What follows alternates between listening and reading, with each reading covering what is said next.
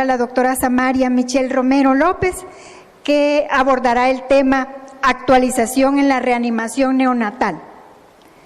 La doctora Samaria Romero tiene especialidad en pediatría del Hospital Nacional Benjamín Blum, también neonatología en el Hospital Nacional de la Mujer, y actualmente la doctora es la instructora encargada del programa de reanimación neonatal del Hospital Nacional de la Mujer.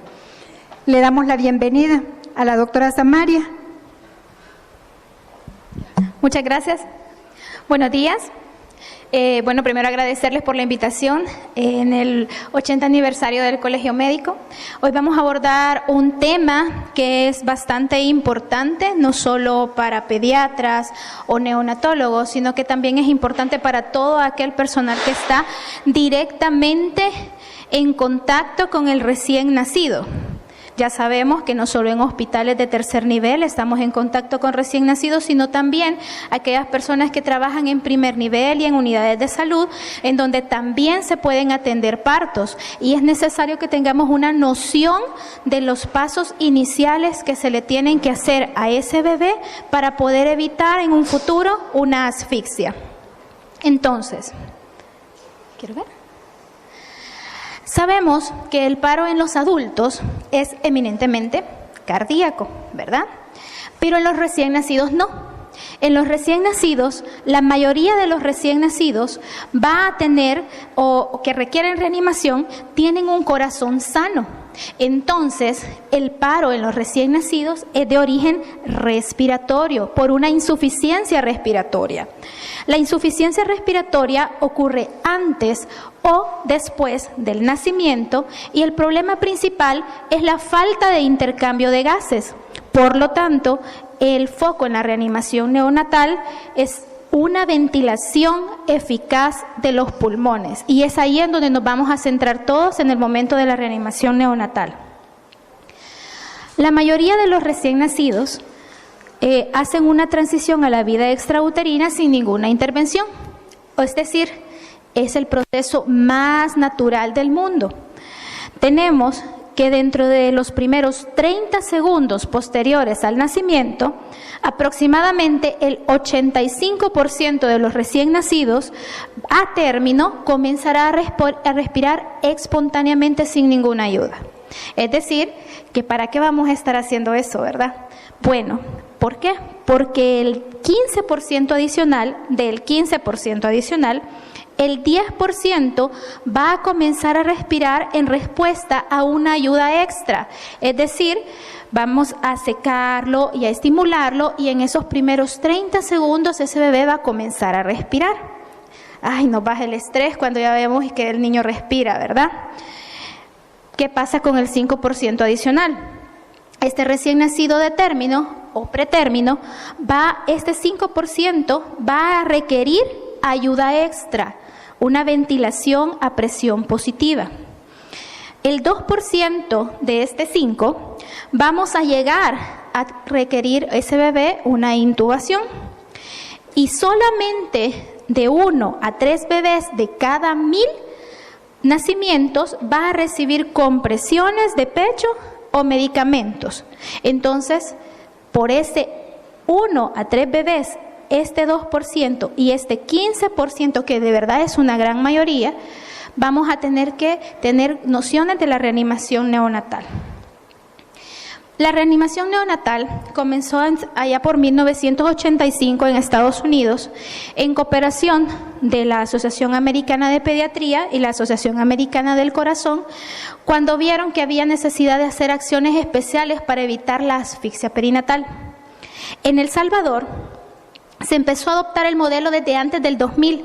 Médicos como el doctor Revelo, la doctora Hernández, comenzaron a hacer los cursos en los diferentes hospitales para poder hacer reanimación neonatal. Comenzaron en el Hospital Nacional de la Mujer y en el Hospital Blum, pero no fue hasta el año 2000 que lo empezaron a adoptar como un modelo.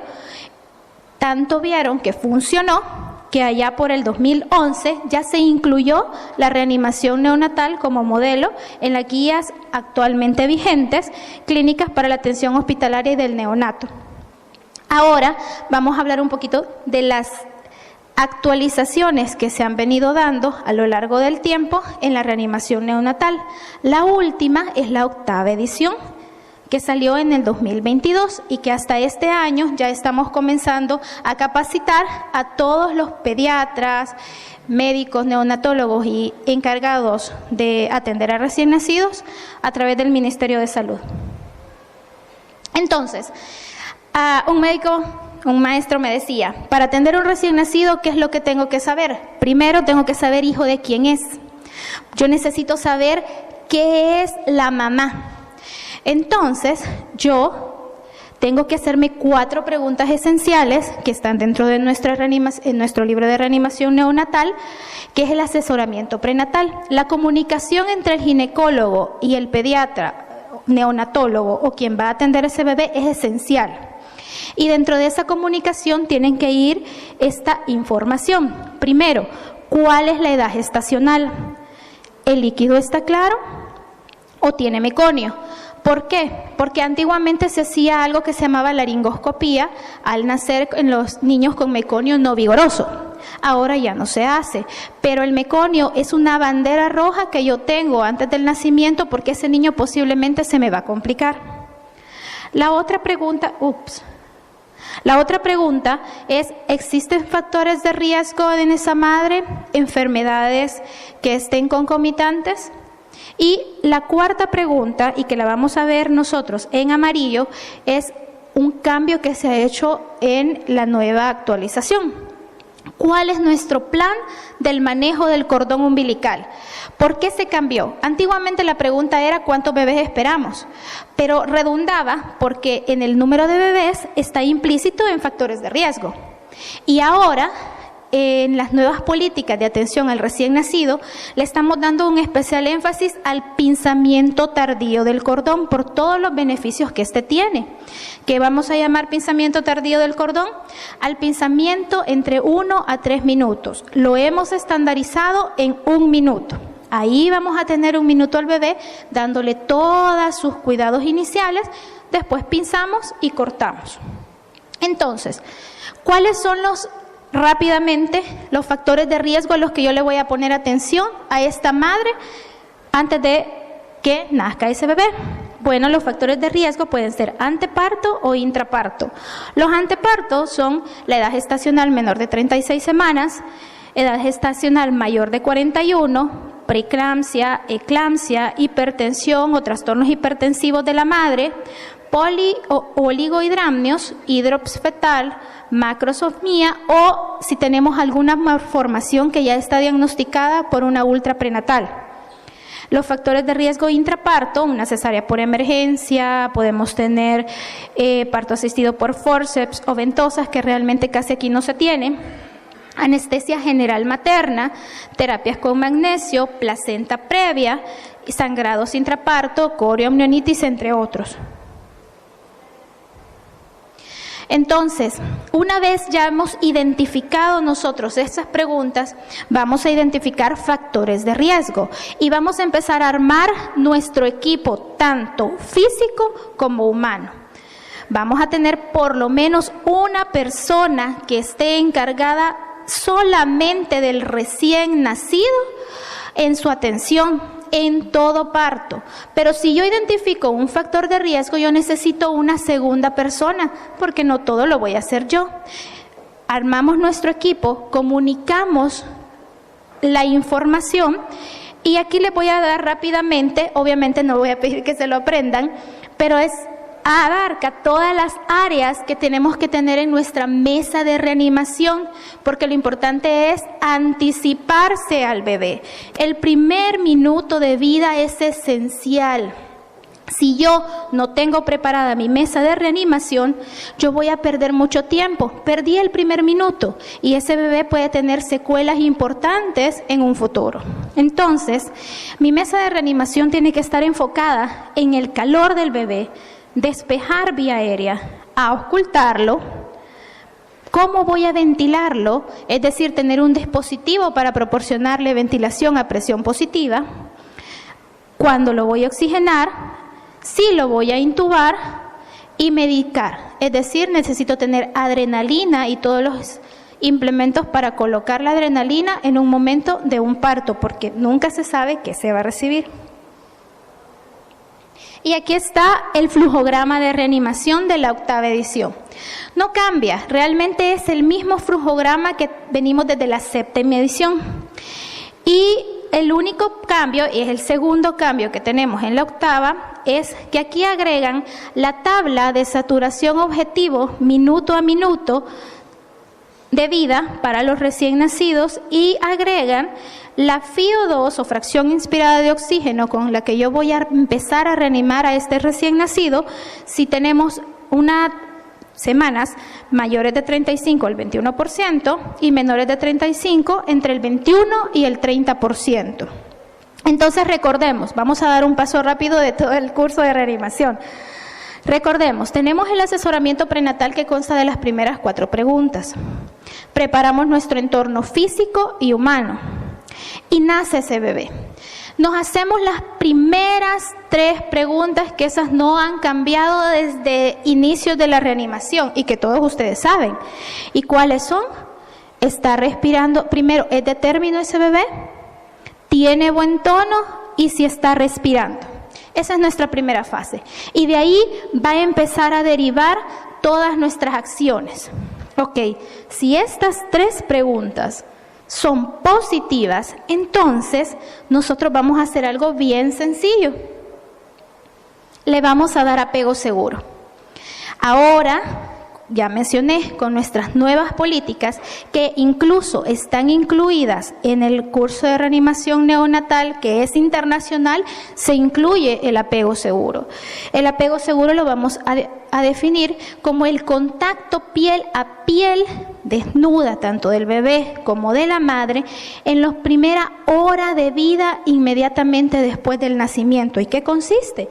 Que si nuestras primeras 3 preguntas están normales, yo le voy a poner a este bebé en el vientre de la madre y ahí voy a hacer todos mis pasos iniciales. Vamos a practicar el pinzamiento tardío. ¿Y cuáles son los beneficios? Además de que fomenta el vínculo entre la madre y el recién nacido, me disminuye, si lo vemos de una manera fisiológica, me disminuye todas las hormonas del estrés que tiene este niño cargadas al momento del nacimiento y me las reemplaza por la hormona del amor, que es la oxitocina, lo que hace que facilite la transición de la primera hora de vida de este niño, haciendo que tenga un mejor agarre, una mejor tolerancia y se canse menos. Pero eso lo vamos a hacer si las 3 primeras preguntas están normales.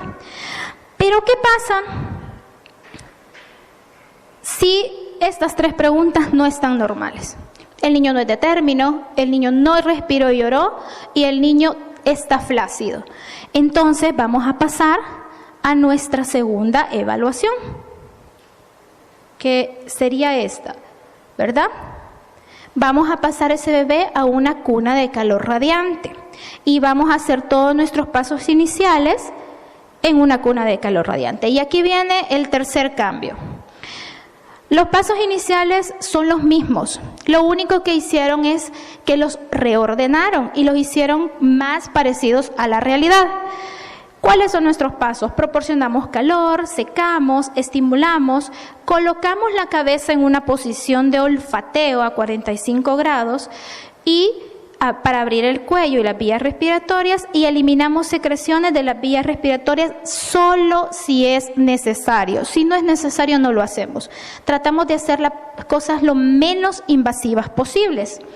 Entonces, dijimos que el 10% de ese 15% que no iba a llorar solo, iba a respirar solamente con estas acciones, ¿verdad?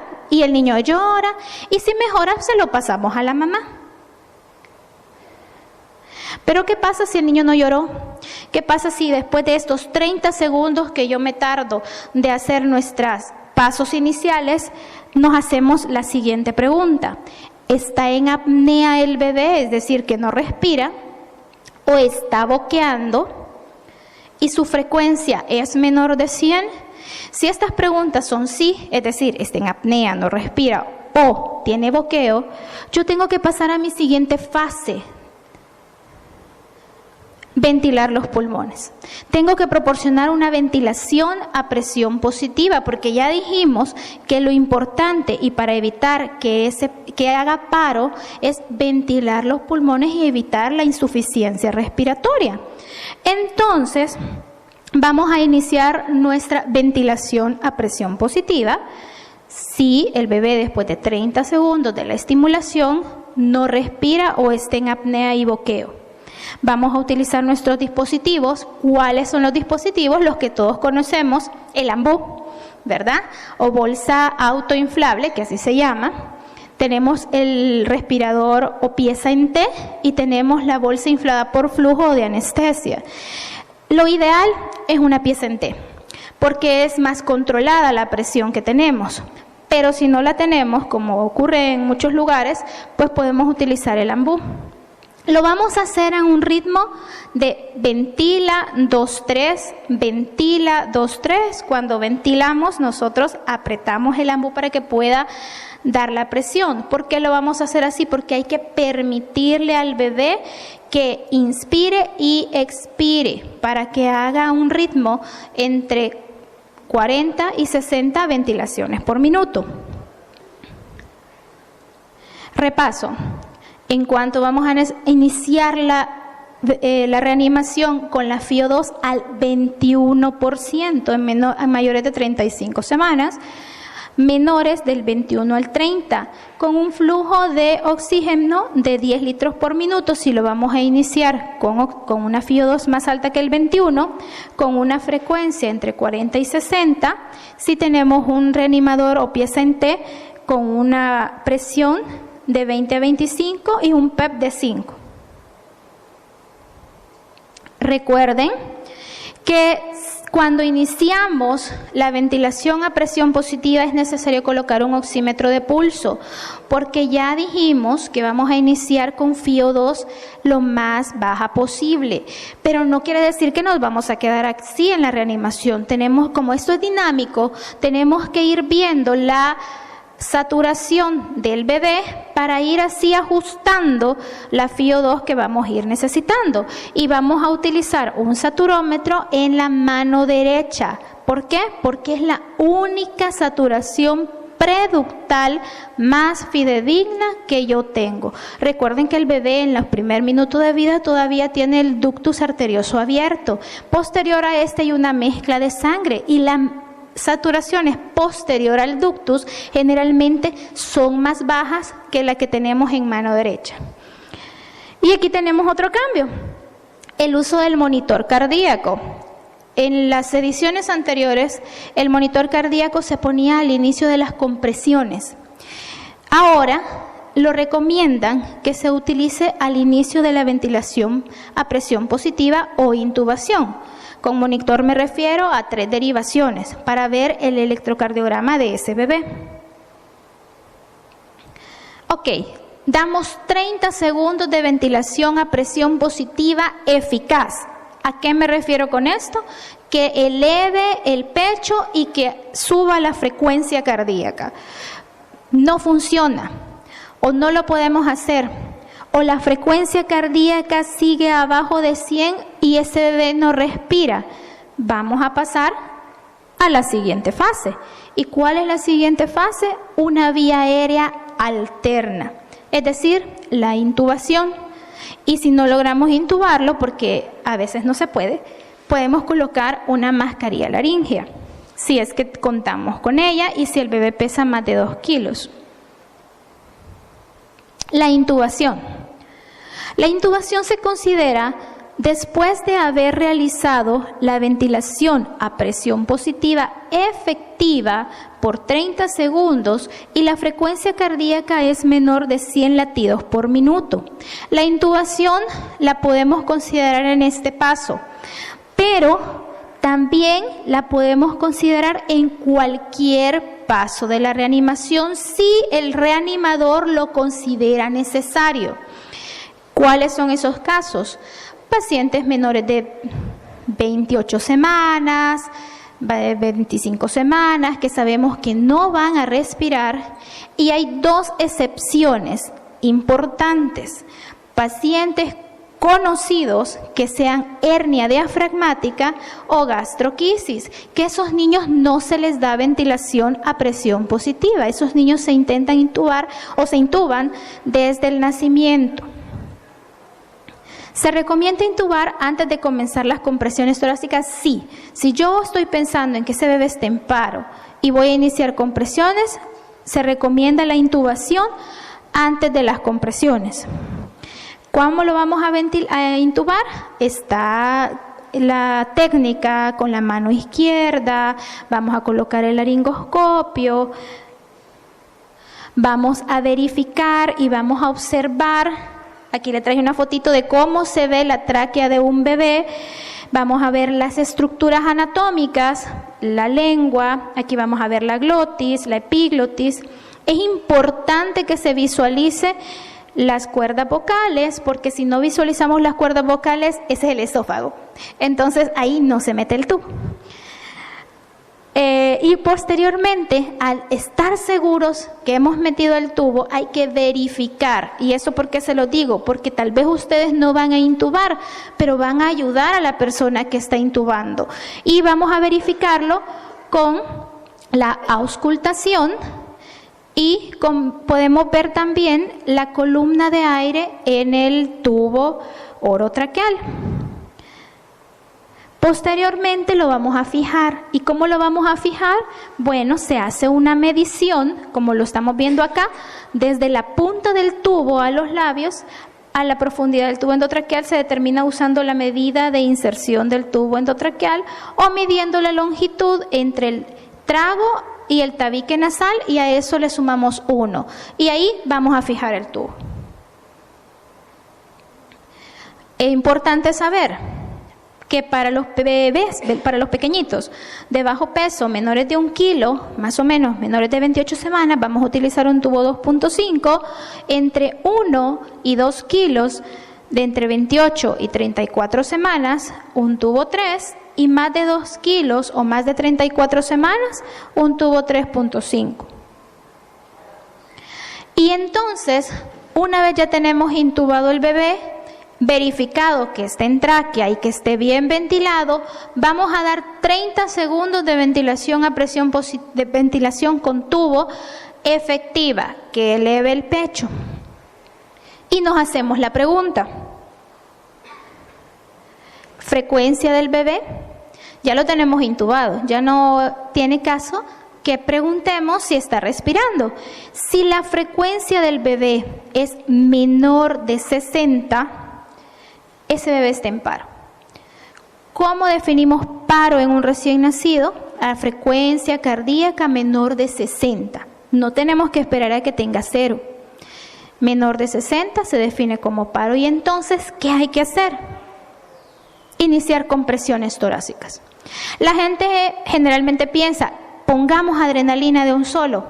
Sí, hay que empezar a preparar la adrenalina y hay que empezar a pedir el equipo de cateterismo por donde vamos a poner la adrenalina. Pero lo primordial es asegurar el gasto cardíaco de ese bebé. ¿Cómo lo vamos a hacer? Iniciando las compresiones. ¿Cuál es la indicación? Que ya hayamos dado 30 segundos de ventilación con el tubo y esa frecuencia no aumente. El sitio anatómico.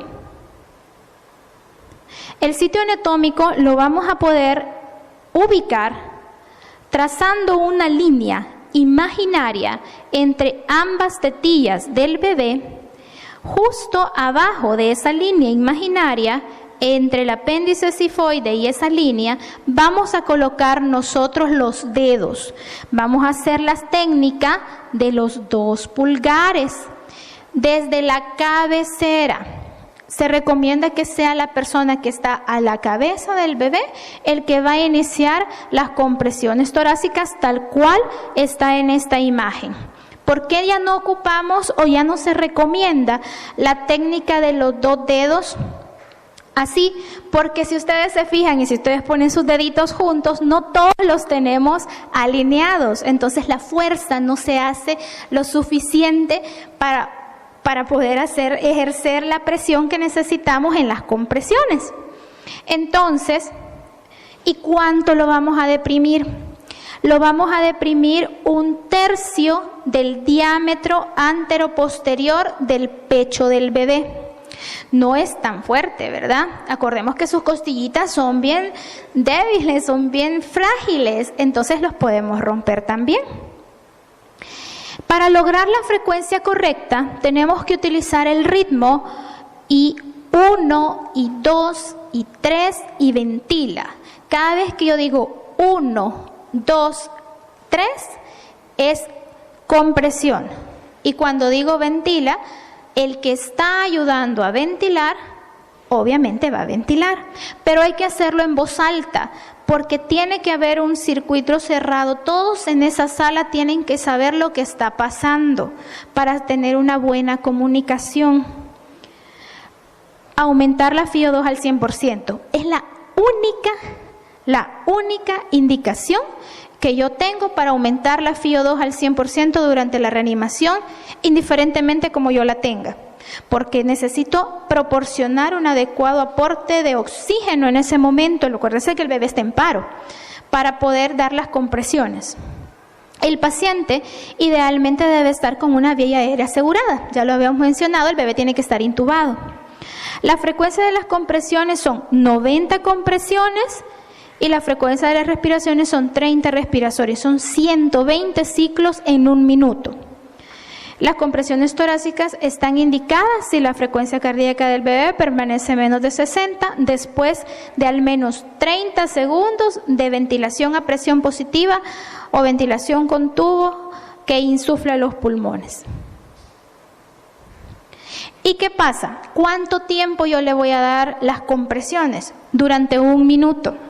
Ya aquí la evaluación de este recién nacido ya pasa, ya no cada 30 segundos, sino ya pasa cada minuto, porque hay que darle chance al corazón, ¿verdad?, de reaccionar. Y le doy 1 minuto de compresiones y vuelvo a evaluar. ¿Cuánto está la frecuencia de este bebé? Sigue en paro, sigue abajo de 60. Entonces, vamos a pasar a la medicación. En la medicación, ¿qué vamos a poner? Bueno, adrenalina. Pero lo importante de pasar, que es lo que no queremos, porque nadie quiere llegar a este punto de la reanimación, ¿verdad?, es estar preparados, como les dije. Entonces, desde que yo veo a ese recién nacido que ya está en paro, que voy a iniciar compresiones, yo ya le estoy diciendo a la enfermera que esté preparando la adrenalina y que me traiga el equipo de cateterismo, porque ¿por qué vía vamos a poner la adrenalina? Existen 2. Está la vía orotraqueal a través de tubo y está la vía endovenosa, que es a través de la vena umbilical. También está la vía intraósea, pero esa casi no se practica, aunque en un estado de emergencia, si yo no tengo cómo cateterizar una vena umbilical pues, y no logran cateterizar una vena periférica, pues se usa la vía intraósea, aunque es más cruenta. Entonces, vamos a utilizar adrenalina, ya sabemos que es 1 miligramo por ml. ¿Y cómo la vamos a preparar? Porque hasta eso tenemos que saber. Entonces, la vamos a diluir una ampolla en 9 ml de agua bidestilada. Esa es la concentración que vamos a usar. No es pura. Ya no se usa pura. Antes decían, póngala pura por el tubo. Hoy ya no. Hoy se utiliza la misma dilución. Entonces, nos va a quedar la famosa dilución que todos los pediatras sabemos, que es de 1 en 10.000, y es la que vamos a utilizar. Intravenosa, la dosis es de 0.02 miligramos por kilo, que es igual, para que nos acordemos más fácil, 0.2 ml por kilo de la dilución. Puede repetirse cada 3 a 5 minutos. ¿Por qué está en amarillo? Porque es un cambio. Antes decían que era de 0.01 a 0.03 miligramos por kilo. El rango sigue siendo válido y sí lo podemos utilizar, Pero en las nuevas recomendaciones de la Asociación Americana de Pediatría y del Corazón, recomiendan y vieron que siempre hay necesidad de aumentar la dosis a 0.2. Entonces lo estandarizaron y se inicia la reanimación con 0.2 ml por kilo de la dilución intravenosa o intraósea. Cada 3 a 5 minutos voy a estar evaluando una nueva dosis, pero la frecuencia cardíaca tiene que ser evaluada minuto a minuto. Otro cambio. Antes la poníamos en el catéter y seguíamos con las compresiones. Ahora vamos a ponerla en el catéter por vía intravenosa o intraósea y hace un enjuague o un lavado de 3 ml para que la dosis no quede en el catéter.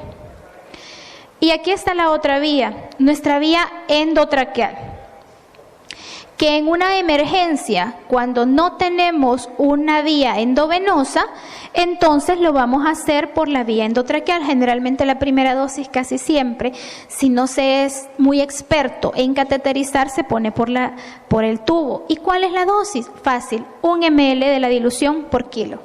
Para no estar haciendo cálculos, o sea, 0.01 miligramos por kilo, que es igual a 1 ml por kilo de la dilución de 1 en 10.000 por tubo. Y seguimos con las compresiones. El rango sí puede ser de 0.05 a 1, pero se estableció como para ser más fácil recordarlo, 1 ml por kilo por el tubo orotraqueal. El cateterismo umbilical, rápidamente. Acuérdense que tenemos 3 estructuras en nuestro cordón umbilical. Tenemos 2 arterias, una vena. La vena la vamos a encontrar allá como por las 12 en punto.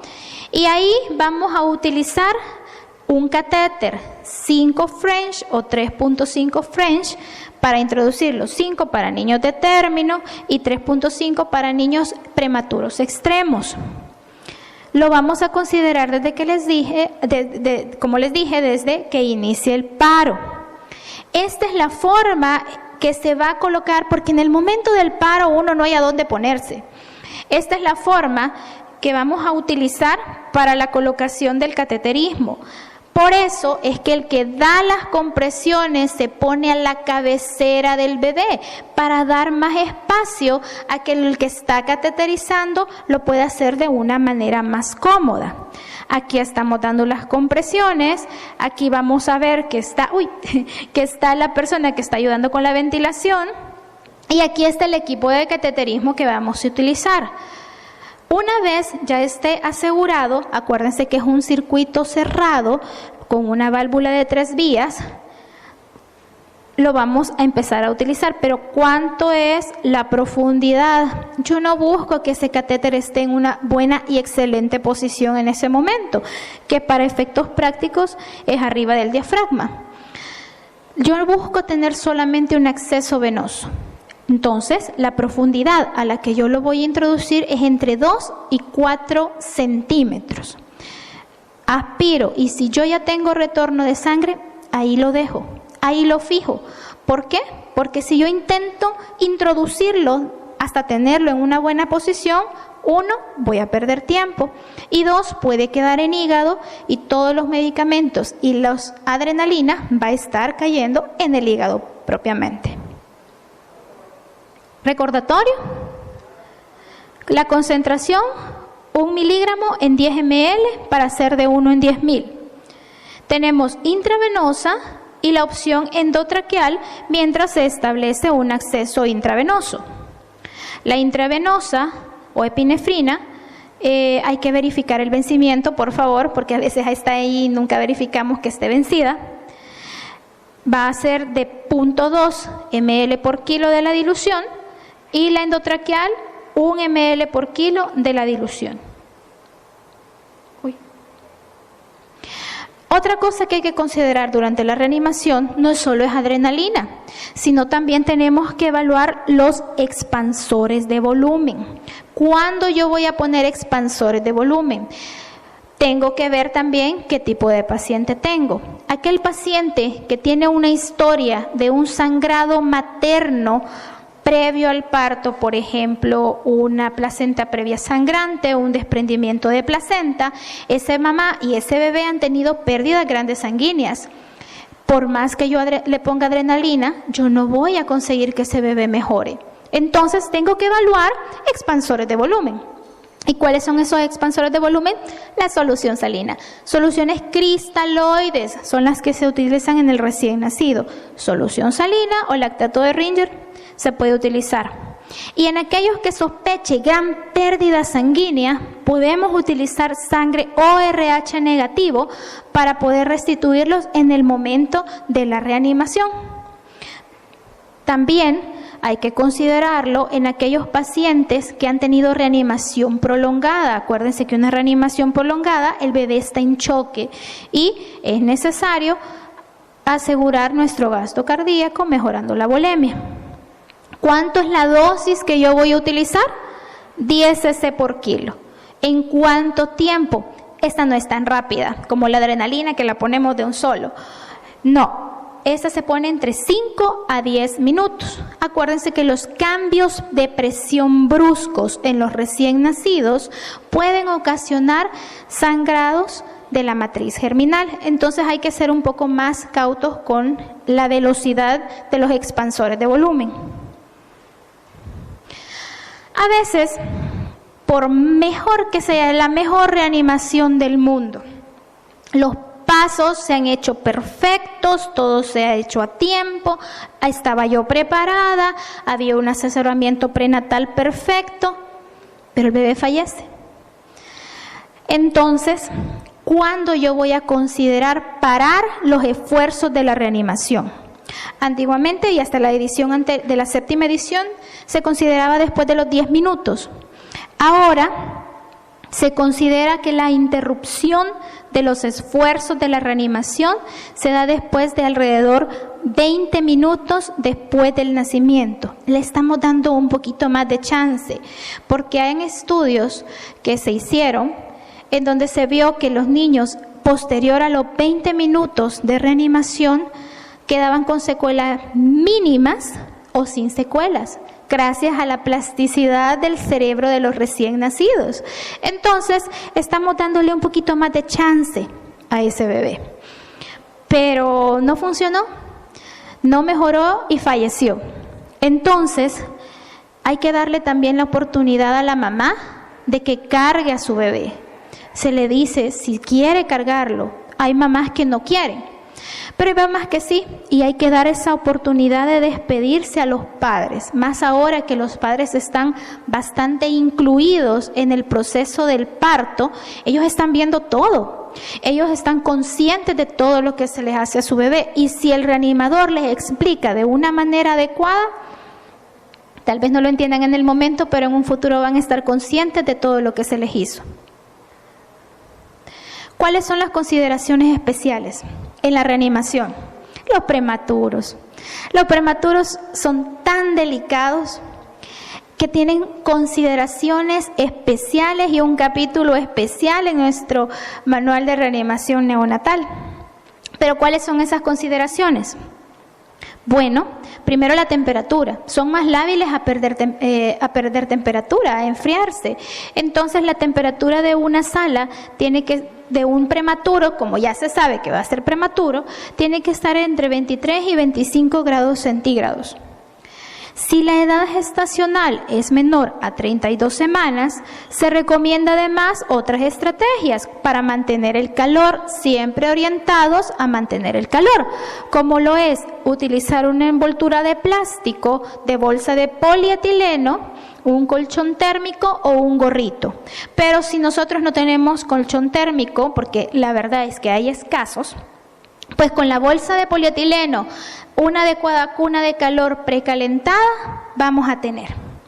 ¿Cuál es otra? Si se anticipa que la edad gestacional es menor de 30 semanas, pues tenemos que intentar tener factor surfactante disponible. Y una de las más importantes para todos los que vamos a tener contacto con un recién nacido es la manipulación gentil. Ellos, los extremadamente prematuros, son tan lábiles que con cualquier ruido, cambio de presión, no se le elevan los pies por encima de la cabeza, no tienen que tener movimientos bruscos, porque si yo lo hago, hace cambios de presión bruscos de presión sanguínea y va a hacer que su matriz germinal, que son los vasitos que están en el cerebro de los recién nacidos, puedan sangrar. Y la idea es que yo tenga un bebé con las menores secuelas posibles. Consideraciones éticas. Bueno, esto es como bien debatible, la verdad, pero hay dos indicaciones bien precisas. Si el médico responsable cree que el bebé no va a sobrevivir, no se debe ofrecer la opción de iniciar la reanimación y se debe de ofrecer medidas de confort. ¿A qué me refiero con esto?